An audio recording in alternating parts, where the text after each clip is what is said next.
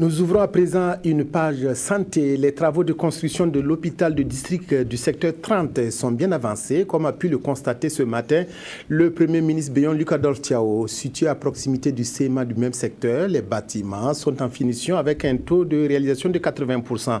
Ils devraient être livrés en fin septembre, même si d'autres travaux auront toujours cours. Jacques Lamissa Tarpaga.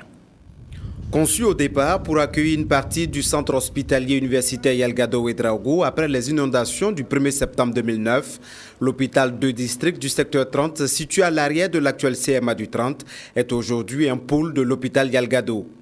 Les travaux ont connu plusieurs suspensions pour être réorientés et c'est avec satisfaction que le chef du gouvernement constate les 80% du taux d'avancement. Je suis vraiment impressionné. Je crois que tous ceux qui m'ont accompagné ce matin pour visiter l'hôpital du district du secteur 30 ne s'attendaient pas à avoir une telle infrastructure. Vous vous souvenez que ce projet a eu beaucoup de difficultés et en 2012 nous avions même failli pratiquement résilier les contrats des entreprises parce que les grosses œuvres étaient mal exécutées. Bon, après donc nous avons dû revoir donc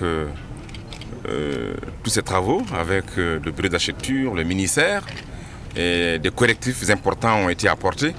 Et aujourd'hui, vraiment, c'est avec beaucoup de plaisir que j'ai pu visiter l'ensemble donc de ces infrastructures qui sont constituées d'une trentaine de blocs.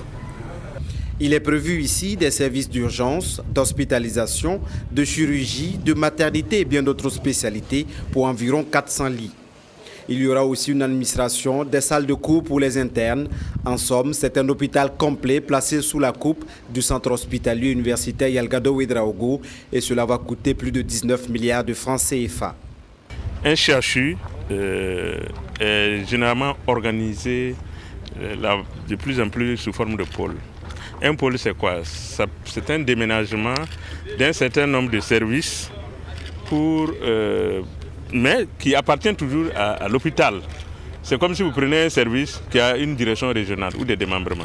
Et la forme de gestion maintenant, il y aura toujours un DG mais il y aura ici par exemple un responsable qui peut s'appeler chef de pôle et qui sera nommé par le gouvernement, soit par le ministre de la Santé, et qui va travailler maintenant les assouplissements en matière de gestion. Ça, c'est une affaire de la direction générale du CHU. Les entreprises s'engagent à achever les bâtiments en fin septembre.